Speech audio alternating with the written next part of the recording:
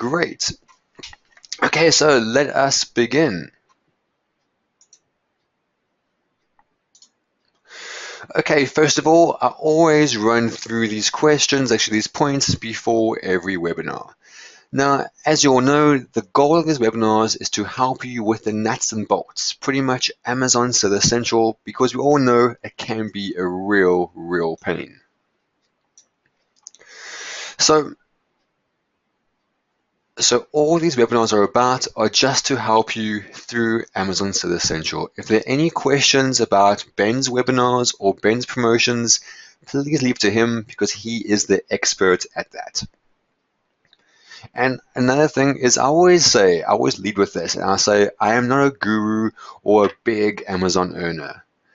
The difference is I've been selling on Amazon for a number of years now, but people always assume that because I'm associated with Ben, I'm a huge earner. I always say I'm not, simply because in this business, people always judge you and critique you based on what your monthly figures are on Amazon.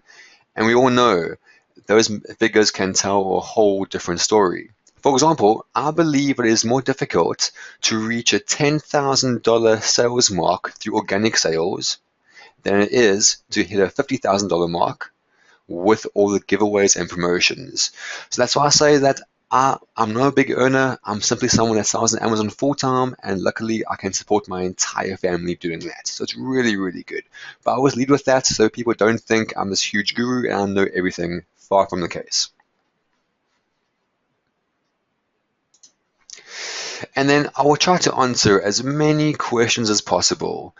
But in more cases than not, it's best to contact Amazon Seller Support, because essentially the best advice I can give you is to always contact Amazon Seller Support, as they will give you the best advice. Granted, they may be quite painful because you may need to make 4 to 5 phone calls to finally get through someone that knows what they're talking about. But I always say contact them for the best advice possible. And also, I would not give any advice based on sales tax or VAT, simply because my knowledge is deadly. If I gave you advice on sales tax and VAT, you will go to jail because it is the wrong advice. I don't know anything about that, but my accountant does. And for any of you that really worry about sales tax or VAT, it's only a concern when you hit those margins, when you hit the big sales. And when you hit the big sales, then you can easily outsource this and pay someone else to worry about it. And also, if you have any questions that I have not covered, please wait till the end of the webinar and then we'll go over Q&A at the end. Great, so let's begin. I think today's webinar, there were only roughly 8 questions, so we can do a lot more Q&A at the end. Okay, first of all, this question here. This seller bought the UPC number and they converted it to a PNG with and without the numbers. Now, what version should they send to the supplier? Okay, now, a quick thing. This question pops up pretty much every single webinar, and not mine alone, but in Ben's too.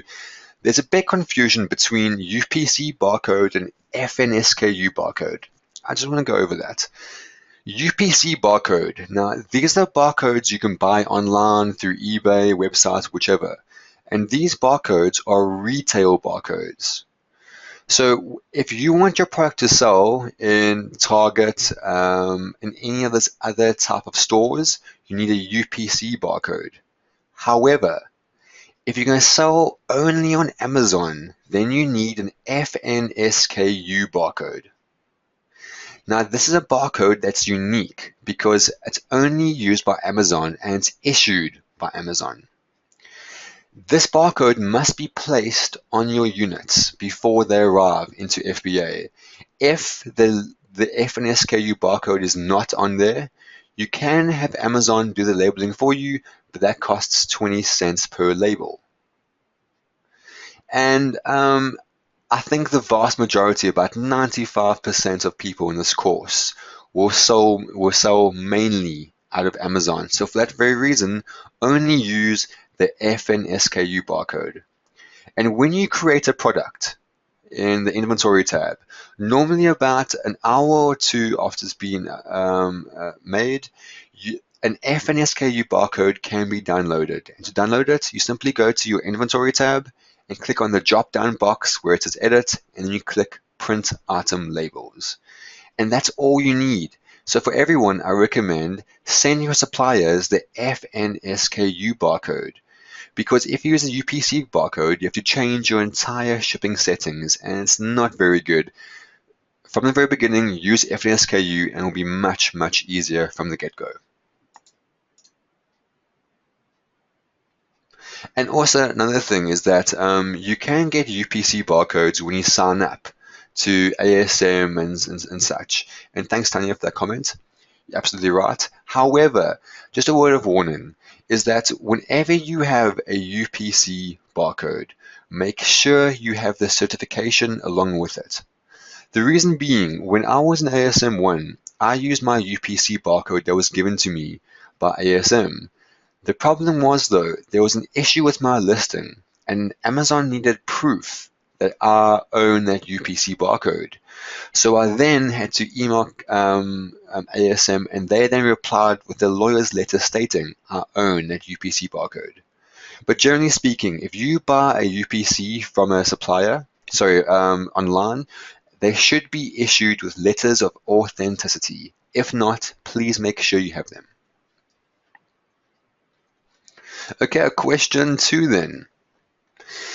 Now this person, I'll summarize the question, they have 2 SKUs and they're trying to now create a parent-child listing. In the beginning, they created the variations with each of their own listings. And now they want to merge them into a parent and child.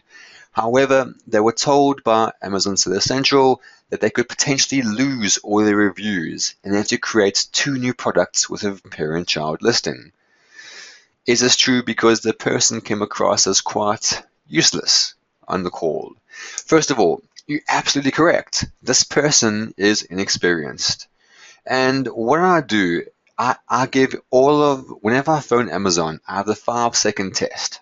What that means is I tell them my case, the summary of my issue, and I see their reply. Within 5 seconds, you will either get a confident reply saying they can do this, or they will be oohing and ahhing trying to figure it out. If they're unsure, I'll hang up. I will hang up without hesitation because I can easily call back and get to someone eventually that will know what they are doing. So always, I explain my case, and if they're unsure, I hang up the phone again. And normally, one little issue can take 4 or 5 phone calls. But 4 or 5 phone calls is a bit of work, but at the end, it will be sorted and you have peace of mind. And also, you can easily merge 2 listings into a parent-child listing, but it must be done by someone that's experienced. And then you need a feed specialist from Amazon. So when you phone Amazon, ask them to speak to a feed specialist. They know exactly how to do this and will sort you out. The only thing is though, if you want to do this on your own, you will need to use a flat file. Now that's an extremely advanced technique because a flat file has about 1,000 columns just for information about your product. And it can be a bit daunting at first, and to learn that process may take some time. So I recommend for ease, phone Amazon and have them sort it out for you.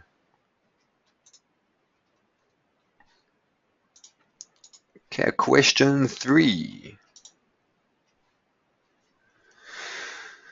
Okay, so now this person, they created 3 new listings and got a hazmat error for them. Is there any way to avoid this?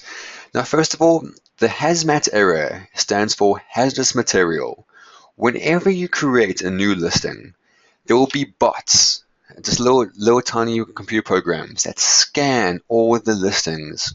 And as soon as they pick up on certain keywords or certain ingredients, they will mark the listing as hazmat, meaning it needs to be inspected first once it arrives at FBA. And don't worry, often listings get flagged for hazmat, even though there's nothing hazardous about it. It's just one of those issues. And what it does mean is that it will take an extra 7 to 14 days to go through that process. But once you've done it, you will never go through it again. It's just one of those first little problems when you create a new listing. Amazon may require you to send in your MSDS certifications. That's basically lab reports to prove that your product is not hazardous. It's very standard. Make sure you have those on hand if needed. They not always are, and it's always as a last resort you need to hand them in.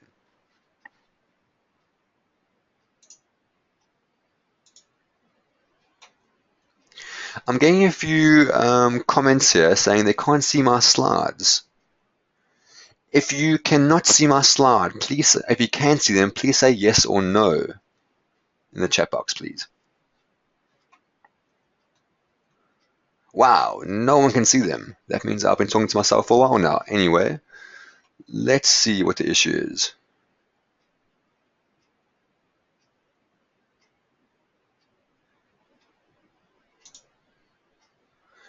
Okay, how about now? Can you see my slides? Is it working now?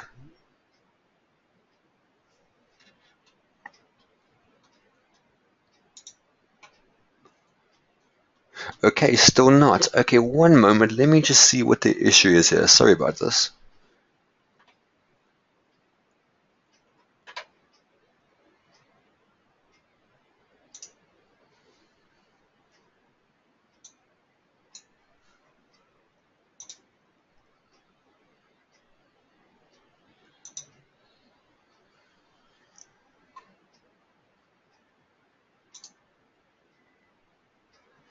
Okay, sorry about that.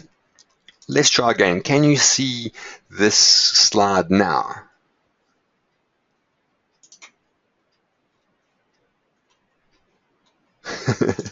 I am not having any luck here.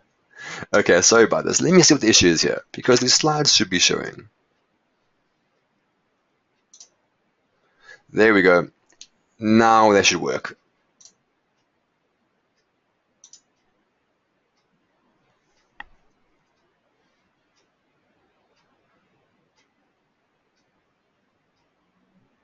Okay, can you see them now? Yes, great. Okay, then let's do this. Okay, great. Sorry about that. The issue was I never pressed play on the slides. My fault. So let's go back quickly. So, in summary,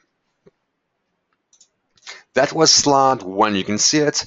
It was just about the differences between F and SKU and the UPC. So that was the first slide, and the next slide was this over here. That was about the two SKUs and trying to merge them. And lastly, we were on question 3, and this is about the hazmat error. And once again, you will get all these slides at the end of the presentation. Great, let's move on now to question 4. And please, if there are any issues here, please let me know in the chat box and I will make sure of it. Okay, anyway, let us begin. Question 4 then. Okay, this person asked me to please explain the payment section on what it means. Now this is a few screenshots from one of my accounts. In the Amazon Seller Central homepage, you will see on the right, it says balance. Click on that and we'll open up a new screen with all the orders, refunds, and other transactions. Then, if we look at the next screen, once you click on that, let's go through these charges. First of all, there are 3 main sections: orders, refunds, and selling fees. Now, let's do orders first. Orders, product charges. This is your selling price. So if your selling price is $20 and you sell 10 units, the product charges will be 10 times 20, $200. Promo rebates, these were the charges from any coupons used. So for example, if you sell for $20 and the discount is $19, the promo rebate here will say $19 because you offered a $19 discount. Amazon fees are simply the commission and FBA fulfillment costs. And then other is any shipping or gift wrap credits. These are normally reimbursed to you as it's all conducted by FBA. Okay, then the next section is refunds. We can skip this part out because it's pretty much any refunds that customers request. And then selling fees. This is any subscription fees that you will receive, the monthly fees, or anything else, such as FBA storage fees. But pretty much the first section, the order section, that's the main action. That's the main traffic there because that has your main sales and deductions.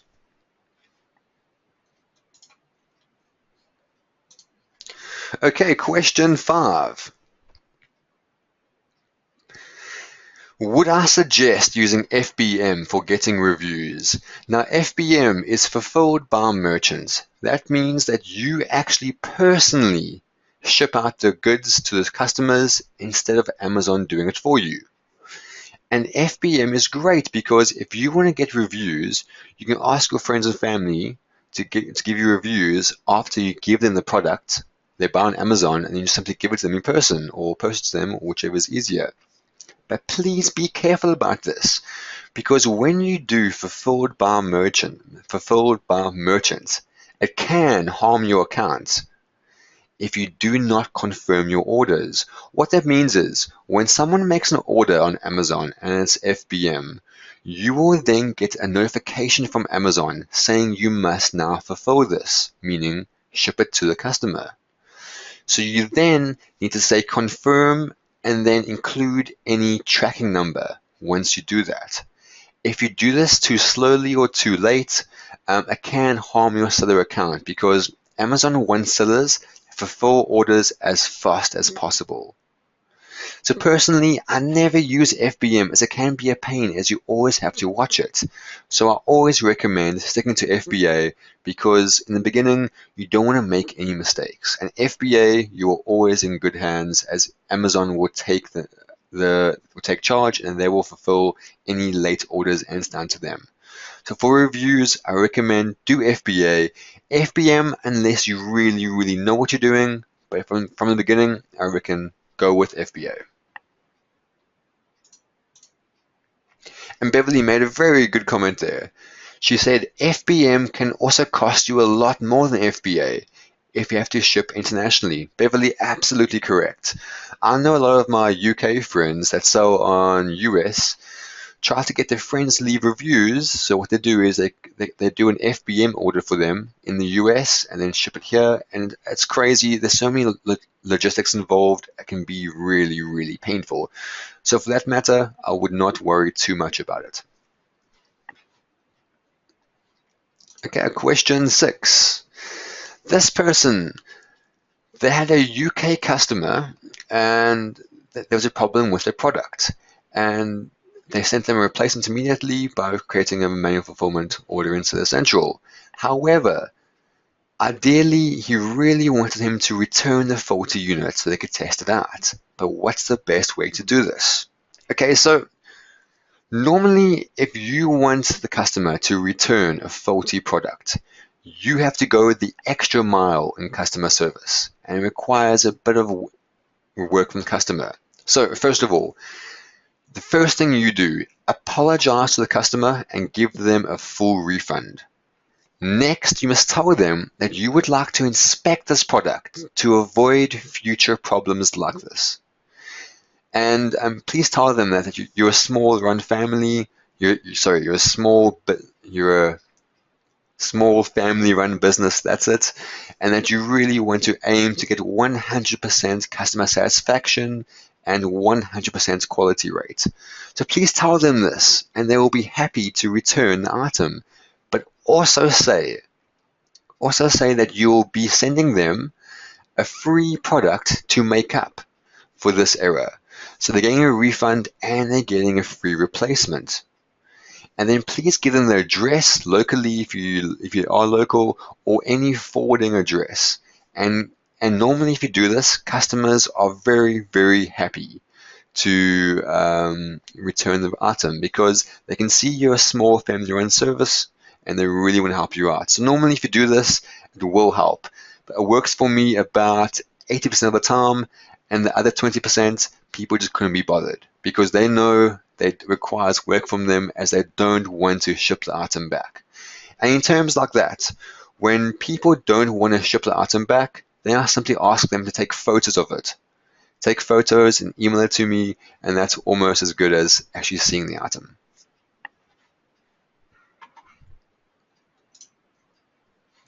Okay, question 7. This person wants to print the FNSKU barcode on a very small package, but they can't find out what the minimum size is.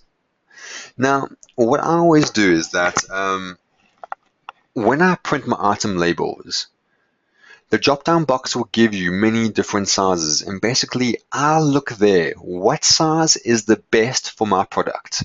Because I've tried to call Amazon and ask them what the smaller size is, and it's pretty much clueless because they don't know themselves.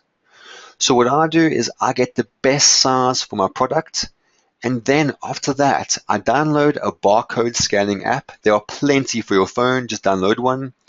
And once I have that barcode scanner, I put the FNSKU barcode onto the product in different sizes and try to scan it with my phone. And normally, if it can be scanned, you're good.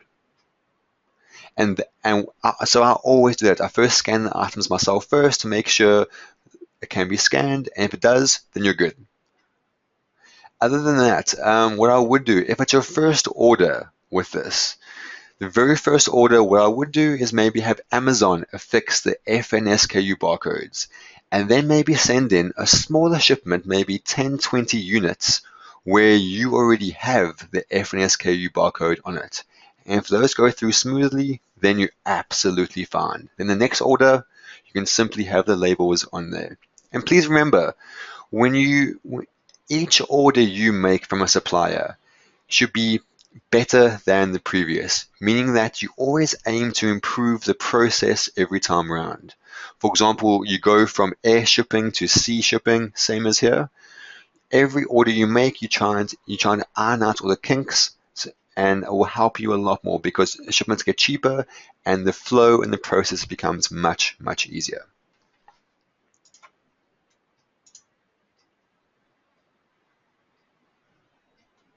Okay, Bill, I just saw your question. Great question. Please ask me again at the end. Now, I think we're only 1 or 2 questions away from being finished, so that's good. So now, let's look at question 8. Okay, now, this has been appearing a lot lately. In this case, this person has an ad budget for $500 a day, yet they've only spent $98 a day in Amazon ads. What can they do to get more impressions? What I do is that I've noticed this happening to a number of my campaigns, and bear in mind, this time of year, there's so much crazy traffic going on Amazon that the Amazon ads don't really run that well. So it could just be the time of year. Try this again in January and see if it works out. But if I notice that I'm not getting any keyword data, I have 3 steps. I first of all create an entirely new campaign with exactly the same keywords. I pretty much duplicate my current campaign. And you see that often you can run 2 campaigns side by side with identical keywords, and you will notice that one of them performs really well and the other might not. It's one of those glitches with Amazon ads. So the first step is I will create a whole new campaign. Number 2, I will drastically increase my keyword bid to at least $10 click. So that means I'm happy to pay at $10 per click. Along with the keyword bid and my daily budget, I have that really, really high. It won't be used up because I'll be monitoring this. But I will monitor it, and as soon as I see I am getting clicks, then I dial back. So I save on the huge, huge ad spend that could be spent up. And after those first 2 things, if I'm still not getting many impressions, many clicks, then I know that the problem is down to the keywords I chose. Because if you're not getting any impressions and you have a crazy high daily limit and keyword bid, if it's very, very high, then what you need to do is you need to realize that your keywords, maybe you chose keywords that were super competitive and with very, very expensive cost per click, or maybe you pick keywords that have very, very low traffic. So when that happens, I go back and I repeat steps 1 and 2 with whole new keywords. And pretty much when I do this, normally the results do go back and they do return to what they should be.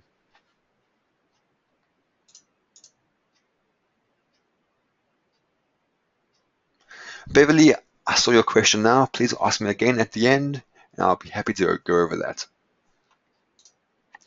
Okay, so there were only 8 questions this time around. I think the reason for that is because it's been Thanksgiving and it's been a nice holiday with Black Friday and Cyber Monday. So, having said that, please type in all your questions into the chat box and I'll be happy to answer them. If you've already asked a question, please type it again now and I'll go back to it.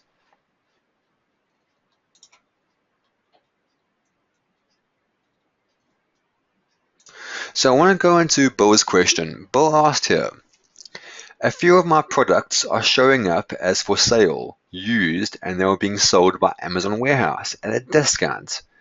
I've always tried to have them return products back to me. How do I avoid them selling my products? Unfortunately, Bill, there's no real way you can avoid it. What happens is that I'm sure you've seen occasionally Amazon will tell you that your products have been damaged in the warehouse, and they will then give you, they reimburse you for those damaged goods. But what you don't know is Amazon then take those damaged goods and resell them on your listing. And this is quite a pain because then customers will leave you negative reviews because it's been so bad, because they are essentially getting a damaged good, a damaged product. So in that case, I always try and buy out a warehouse deal. And there is no real way to avoid it because it's just Amazon, it's FBA damaged products, and they still sell them on your listing, which is pretty cheeky considering that it's a damaged good. If we did that, they would ban us in a second. So there is no real way to stop that. Just monitor your listing and try to buy them out as soon as possible. And Beverly asked over here, could you also have one unit shipped to yourself from FBA to see what size F and SKU barcode they use? Beverly, great idea. Absolutely. If you are local to that marketplace, meaning if you sell in the US and you live in the US, very easy to do. If you live in the UK and you sell in the US, then what you can use then is just an mail forwarding service that will do the same thing. Often what I do is that before I launch a product, I order my competitors' products simply to see, are they using F and SKU barcodes, and if so, where are they placing it and what's the best place? Because often when Amazon affix their own F and SKU barcodes, they simply place that over the labels, over the ingredients, and then you will get a number of negative reviews because customers can't read the instructions or the ingredients.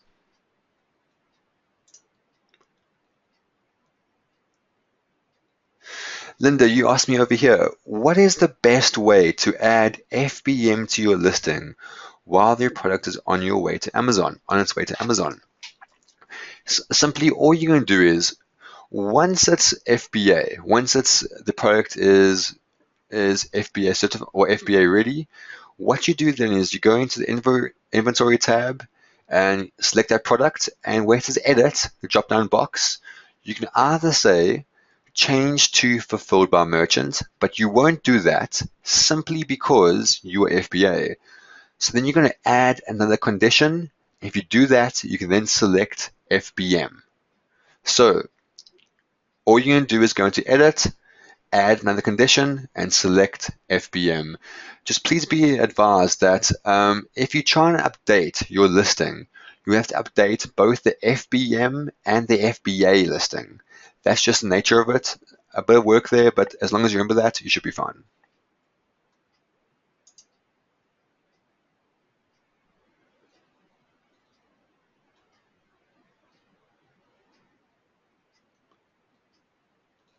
Hey, Mark. Great question, Mark. I thought I recognized your question because I'm sure I answered it. Meaning that, okay, Mark, my apologies. I did answer your question, but I answered it in a different slide that was in somewhere else. Okay, so Mark, let me answer your question now. Mark, you are using the crystal ball method. Now, for those of you that don't know, the crystal ball method is simply a nice way of hijacking your competitors. What you do is you list yourself to sell that product as FBM, but you make the price ridiculously high so you will never get a sale. But what you will get is you can then see how many units, so how many sessions, how much traffic is going to this listing. The only problem with this is that I stress you must make your price ridiculously high so you don't get the purchase. Because what happens is if you jump into a buy box and all the other resellers are sold out, you will then get the buy if someone will buy at that price. So if that happens, Mark, what you should do, there are two options. The first option is to either cancel the order or two, go to FBA, order the product from FBA, and then manually fulfill it. So what you would do is you would use the customer's address and use it in the eBay order. And then simply the eBay order will then be shipped to the customer, and that will work. However, there are two catches here. If you cancel the order and you have a brand new account, it can harm your seller rating because you're brand new and you've just done a cancel order. Amazon don't like that. The second thing is you may not be able to find the exact same product on eBay. If that's the case, I would recommend canceling the order or just email the buyer and tell them about the problem. It should be fine. But please, for everyone on this call, I stress, when you are doing the crystal ball method, only hijack products that are sold by at least 5 sellers. And please make sure don't do it to other ASMers because that's just bad call. Mark, I'm not saying you did that, but in this case, be careful because I'm in the same boat as you as when there's a situation last year where I hijacked about 40 different products. And absentmindedly, I forgot about them, and then I had about 2-3 sales. I then had to go into eBay, as luckily they were easy to find. I went to eBay and then shipped the orders from eBay into there.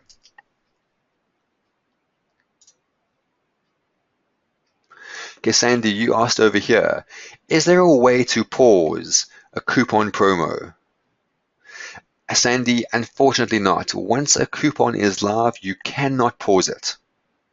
And you also ask, what is the detail page display text field in customized messaging section and how does it work? Okay, Sandy, now that last question there you asked, what is the customized messaging field in the coupon? Please be very careful. When you create a coupon code, you always untick detail page sales display text. Because if you don't untick it, Amazon will display your coupon on your listing. And if that's there, anyone can use the code and you could get cleaned out of inventory in a matter of minutes. I do know of a number of people who unfortunately their coupon went viral because it was on their listing and they got cleaned out within a matter of minutes. So when you're creating a code, please untick display text field. And customized messaging, just ignore that. You only need to worry about those things if you want the coupon to be displayed on your page. Otherwise, make sure you uncheck those.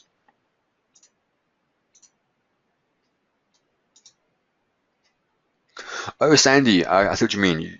Sandy, you replied over here, you meant display precedence. Okay, what that means is in the coupon section of your listing, you will see some people have free shipping, some people have buy 2 get 1 free, buy 3 get 1 free, or something like that. What display precedence means is which one do you want to see first? So normally they are listed, but the order is random. So what you can do is simply place them, the order precedence, the lower the number, the higher it will go up.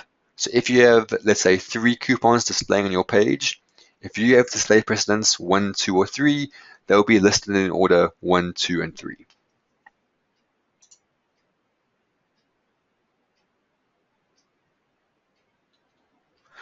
Okay, Beverly, you asked over here, is there ever any way to regain control of your listing after you lost a buy box and then get it back? We have to constantly keep calling Amazon now to make even the smallest change, and it's a real pain. Beverly, absolutely agree.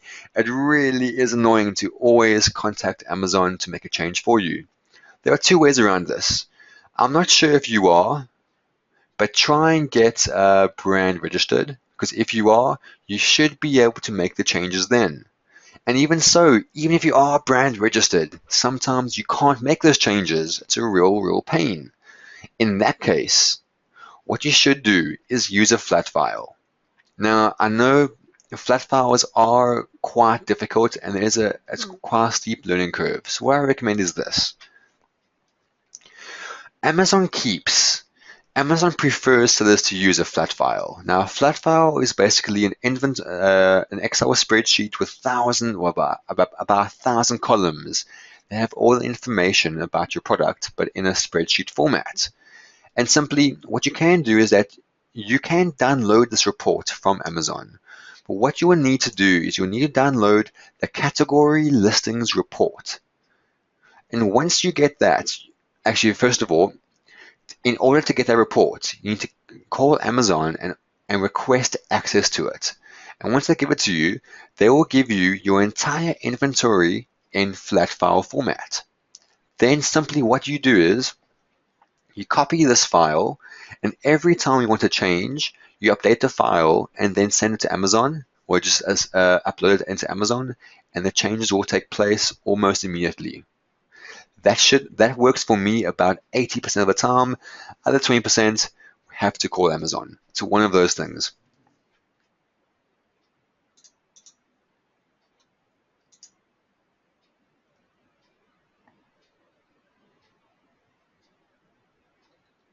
Okay, Richard, you asked over here, if you are not based in the US, as you're based in the UK, and you do not want to use an inspection company for receiving your goods in the US, do you ship directly to Amazon warehouses in the US from your suppliers abroad?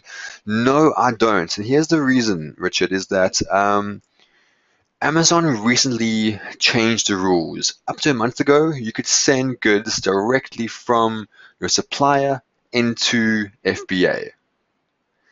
The problem is now is Amazon have now said they will not be taking international shipments directly into Amazon. It has to come from a domestic, a local destination. So for that case, what I do is that I hire a freight forwarder that will handle all my shipping from China. And when it arrives at the freight forwarder's warehouse, it gets shipped from there to Amazon. Now, normally a freight forwarder will not charge you extra to keep your stock there in their warehouse for a day or two.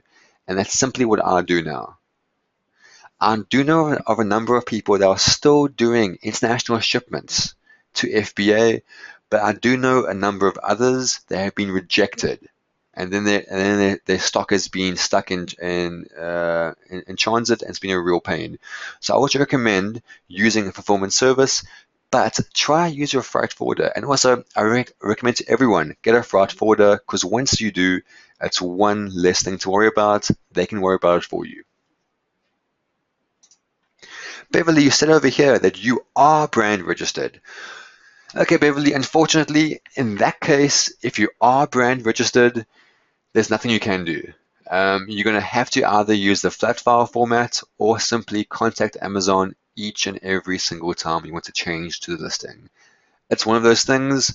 It is a glitch. I know with some of my products, I have been held back a number of times, and they always say to me, that I need to phone them, give them proofs to change listing. It's one of those things. Of my listings, about 20% of them are locked, and there is no reason why. And for those 20%, I have to call Amazon every single time. Unfortunately, there is no way around that.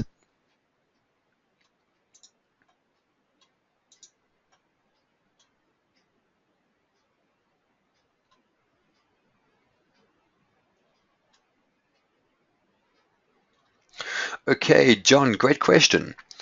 John, you said over here, you ran an auto Amazon ad campaign to see what keywords get clicks. Great idea.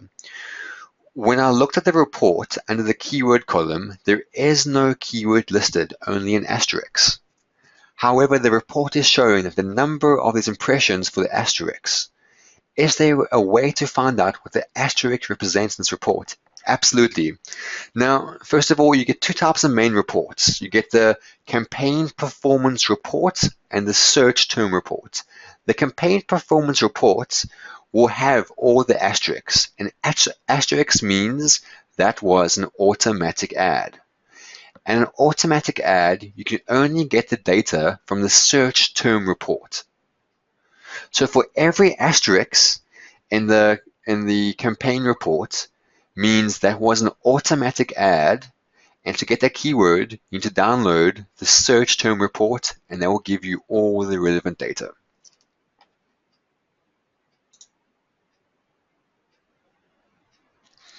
Okay, Mark, you asked over here, you are brand registered, and now you want to focus on frustration-free packaging.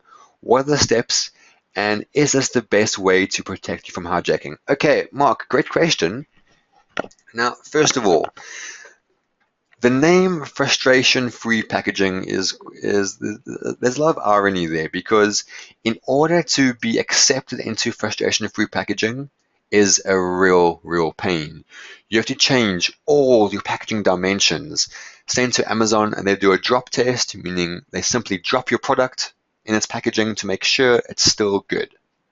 And it is a real pain to be qualified for frustration-free packaging, but it's worthwhile.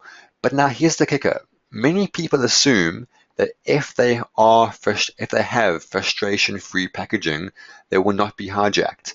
That's not really true, and this is the reason why. If you have an already established listing, that's normal FBA, and then you get frustration-free packaging approved, what happens then is actually you now have two listings, very similar to a parent-child listing.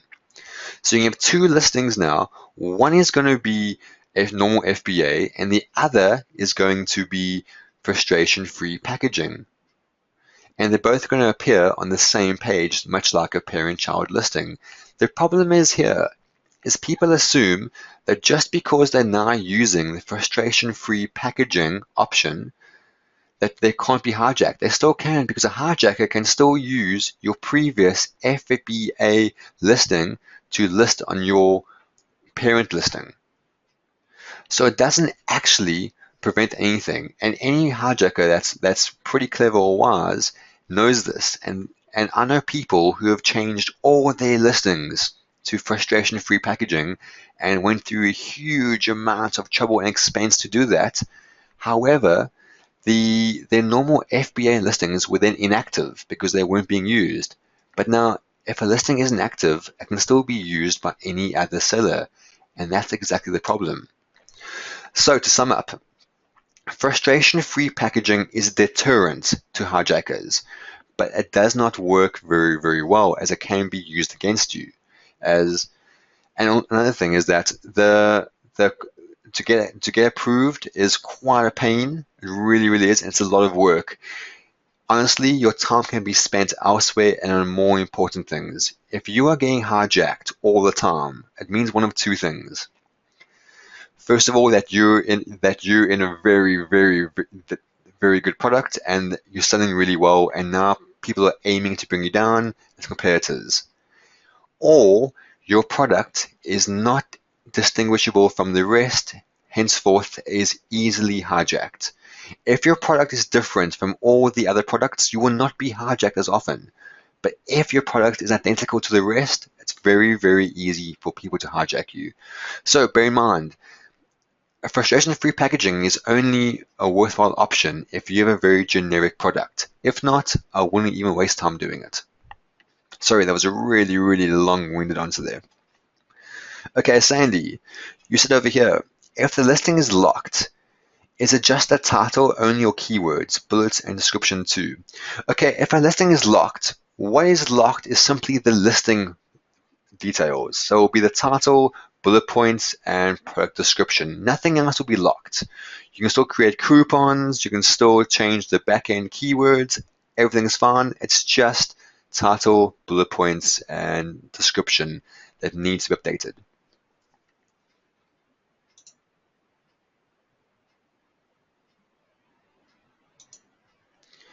Beverly asked over here about the international shipping to FBA from China. Does the shipment have to go through a freight forwarder even if you are air shipping? No, it doesn't. I can go through yourself personally. I can go through your supplier's shipping service. However, it cannot go directly from China and arrive at the Amazon FBA warehouse. That cannot be done.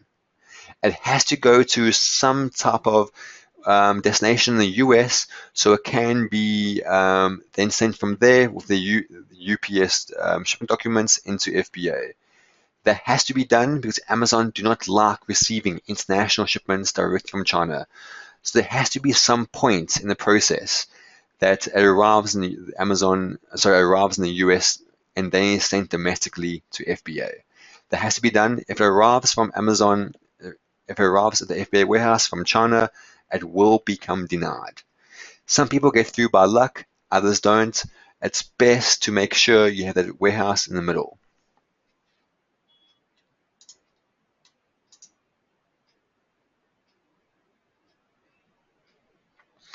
Okay, Sandy, you said over here that the asterisk seems to show up in the search term report too. Okay, now Sandy, if the asterisk is showing up in the search term report, that is a glitch. Now, I would recommend then contacting the sponsored ads department on Amazon and getting them to look at it. Normally, the sponsored ad departments on Amazon are pretty good and they can pretty much solve these issues on the fly. So I would recommend contacting them and see what they say. Scott, you asked me over here, when did the international shipping rule happen? To the best of my knowledge, it happened, I would say, about 6 weeks ago. And now I still know of a number of people that are getting through to FBA warehouse going directly from China. There still are a number of people getting through, but also know of a number of people that are being denied. If you go ahead and look at the headlines in your Amazon Seller Central page, there is notification about that. So look at them and backdate it about 6 weeks and you should be able to find it. Okay, I'm not seeing any more questions here. So please, any more questions, please type it up there and I'll be happy to answer it.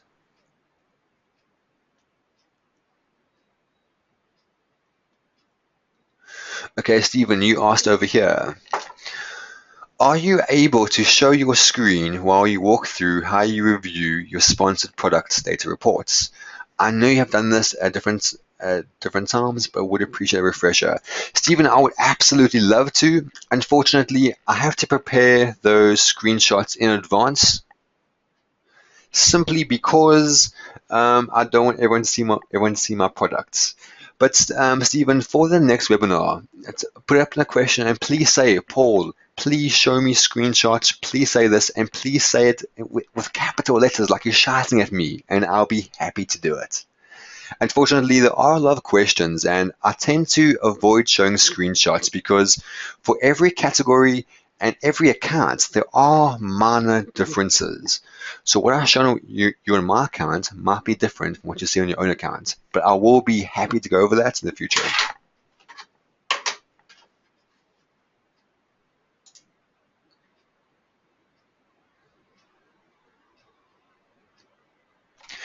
Okay, Tanya, you asked over here. You have had problems downloading the data for sponsored ads. Can I go over that again as to exactly where and how you download the reports? Okay, quick answer. Go to the advertising reports and the reports section. So when you are in your Amazon Seller Central homepage, hover your mouse over reports at the top of the screen and then simply click on it and then go into advertising reports. And there will be 5 different types of reports there, 5 or 6. Simply Download every single report and work your way through it. Of those 5 reports, the only 2 I use are the search term report and the campaign performance report. That's all I use, and simply I look at the campaign manager to see what's working and what's not working if I'm in a rush.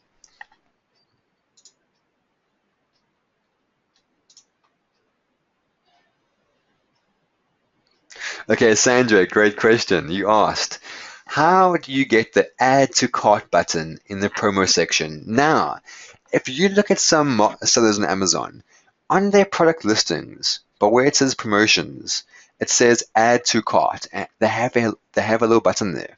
That is possible, and you can do that. Unfortunately, if you really, really want to find out, I would recommend you to actually go into the Facebook group and search for it. There have been a number of posts about how to do that, and excuse me, they're quite old posts, but they are there. And if you can't find it, please then submit it for the next webinar, and I'll be happy to go over it.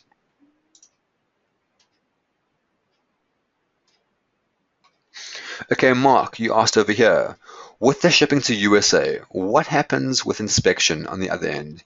Is this handled by a freight forwarder, or how is it best to approach this? Okay, Mark, I will give you my idea. What I do is this, is that I don't like doing shipping because I'm lazy, and if someone can do it for me, I'm happy with that, so I always use a freight forwarder. And what's nice is once you build up a good relationship with your freight forwarder, it makes your life much, much easier.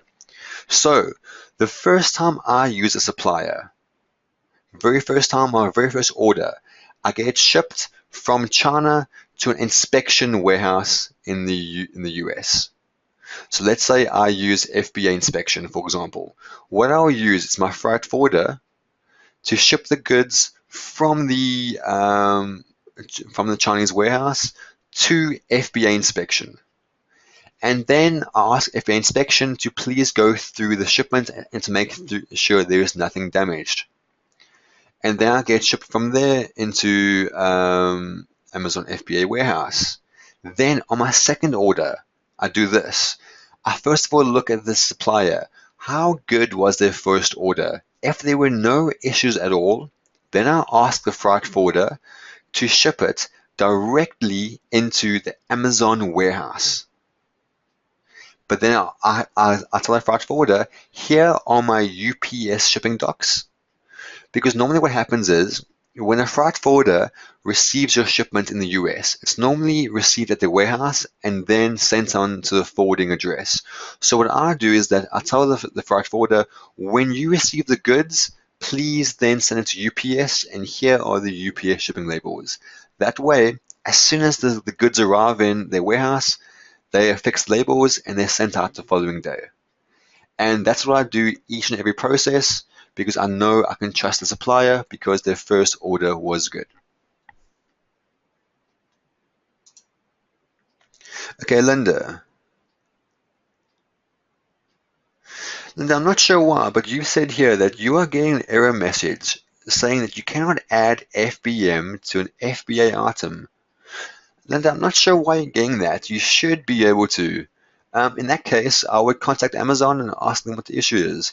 It's probably something super small, like a checkbox or a tick box, something you're missing. Don't worry, that happened to me at the beginning of this webinar, so I won't worry too much. But I would request you to call Amazon and ask them what the issue is. They can sort out for you in a matter of minutes.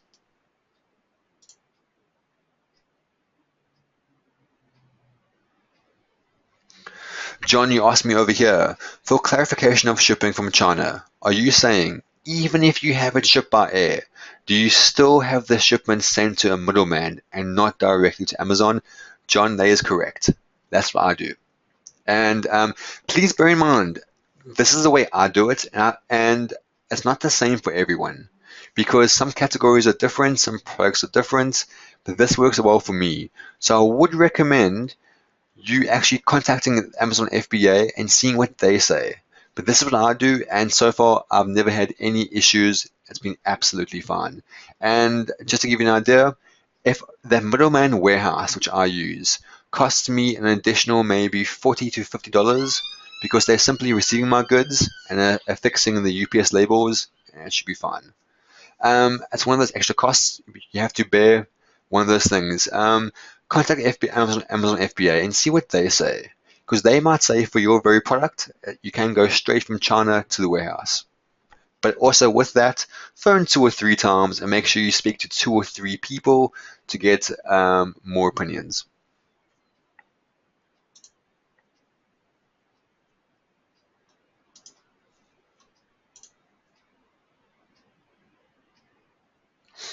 Okay, Sandy, you asked here, how do you get the subscription option added to your buy box for monthly recurring orders at discount? Sandy, there are 2 answers for that. First of all, it's normally only offered to vendors. Now, vendors are products that are sold by Amazon. And secondly, there is a way to do it, but that actually requires a fair deal of programming knowledge to get it going. And I won't lie, I'm not entirely sure how to do that right now. When I say right now, because I actually plan to do this next couple of weeks, I'll let you know how we get on. But there is a way to do it. What I would recommend is simply Googling how to do that, because there are ways to do that. There are YouTube videos, there are ways to do it, but I won't lie, it's quite a bit of work because you need to update a few things, and it can be quite painful, but it can be done.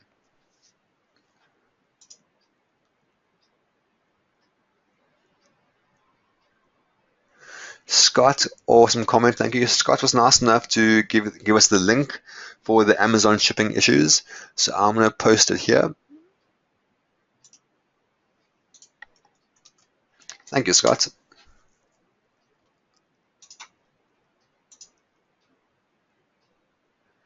Brad, you asked over here, what warehouse do I use? I'm assuming you mean what warehouse do I use in the US for FBA inspection. Now, in the US, I use FBA inspection and a few others. I'm not really very particular about that because there are so many FBA inspection type businesses out there. So for the US, I use FBA inspection, but I do find that they get inundated with requests. So if I find they're too slow, I will try someone else. In the UK, I use fbaprepuk.co.uk. Okay, the next question. Sandra.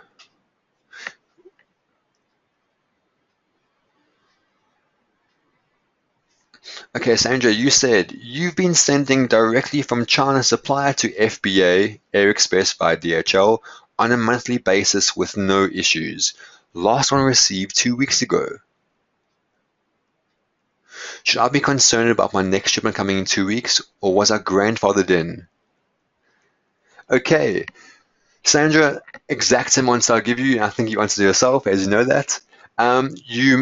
I would contact Seller Central. I really would, because there is no concrete info on this. I have seen this exact question being debated in a number of forums, a number of Facebook groups. So I would recommend contact Amazon and see what they say. Okay, so I'm not seeing any more questions. So if you have any last minute questions, please put them in the chat box.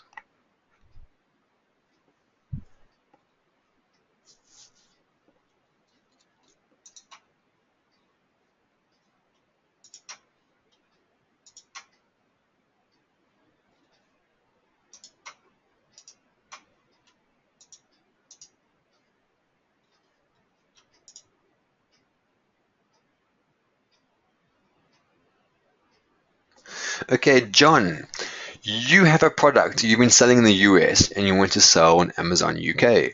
Is it better to send a bunch of the products to UK or send them directly to the buyers? Okay, John, what I recommend, send them straight to FBA in the UK.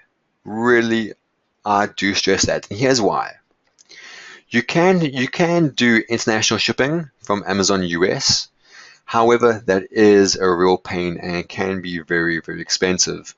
However, if you get your goods shipped straight into FBA in the UK, then you simply need to translate your listing into several languages, and then you can easily sell in Amazon UK, France, Italy, Spain, and Germany.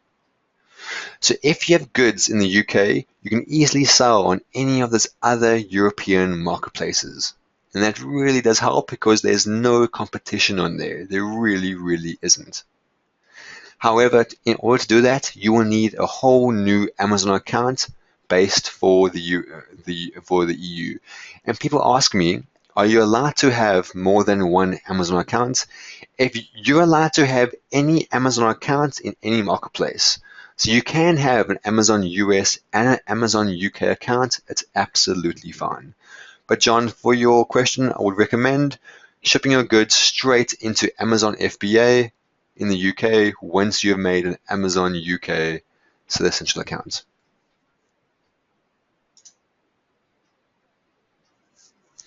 Okay, I got a question here. Can I clarify the certification doc required? Okay, now I'm not sure if you're referring to the UPC code or the hazmat error, so I'll answer both. In the UPC code, when you buy the UPC code, you get a letter of authenticity. That means that the UPC code is correct and is working. And make sure you have that letter to prove that you own the UPC code. Secondly, maybe you mean that the hazmat error. If you get flagged for hazmat, Amazon may request an MSDS certificate. There's a certificate from the supplier proving that your products are not hazardous. And every supplier has that documentation. Ask them and they'll forward it to you. Sandra, you asked, do you need to have a bank account and a limited company in the UK to start selling in the UK? Now, first of all, you do need a UK bank account to sell in the UK, but you do not need a limited company. You can use any company that you want, whether it be a US or UK company. But mainly, you will need a UK bank account. And there are services, and I forget what they are now, but there are services that can be used to open up a UK bank account if you're based in the US. Just Google them and you will find them.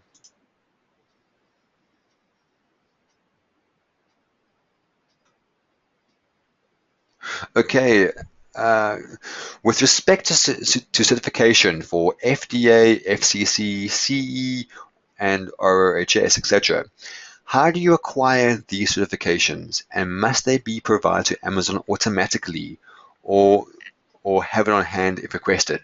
Correct. Always, if your product requires any certification, you will need to have it on hand. Amazon may never request it, or they may, but always have it on hand so that if Amazon do request it, you can simply submit to them. And your suppliers should have all these documents, all these certifications. So please ask for them, and they will hand it over to you.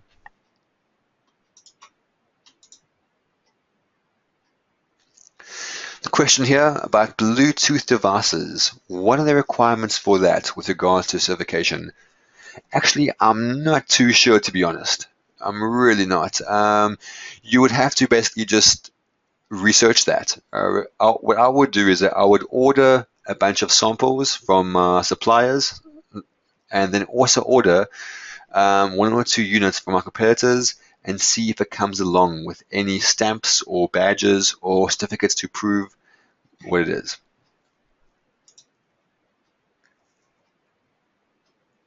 Okay, Mark, you asked, what do you do about registering for VAT in Europe if you're not in any of the countries and have a US account? Can you then use a different address from the US on the US account? Mark, basically, what you only need to register for VAT in the UK when you exceed £80,000 in sales. And for the Germany, it's 80,000. It's 100,000 euro, and for Italy and Spain, it is 35,000 euro, and France, I think, is 80,000 euro. So only once you pass those sales, the sales targets. Once you pass those sales targets, then you have to register for VAT. But now, I'm not too sure, based in the US, how VAT will affect you. You would have to talk to an experienced consultant because I know about it because I'm based in the UK.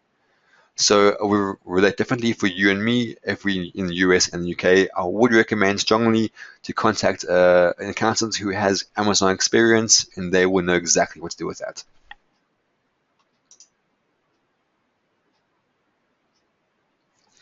Okay, Joel, you asked, when you first created your listing, you had no hazmat issue.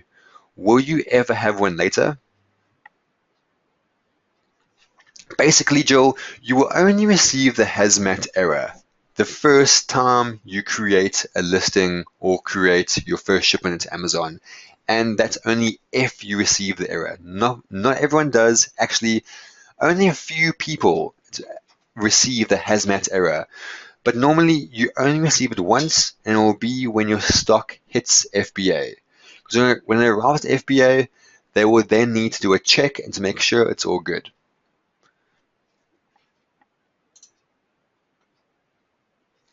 Okay, the question here, are these certifications needed for customs? I'm assuming you mean the MSDS and all the FDA certifications for customs. As far as I know, they're not. But also, if I always start off with small orders, so now then I know exactly what's needed documentation-wise. So I would recommend start with a small order and see what documentation is requested because I'd rather mess up a small order than a large order. Okay, the questions are now winding down. So last 5 minutes, any questions, please put them in the chat box and I'll be happy to answer them.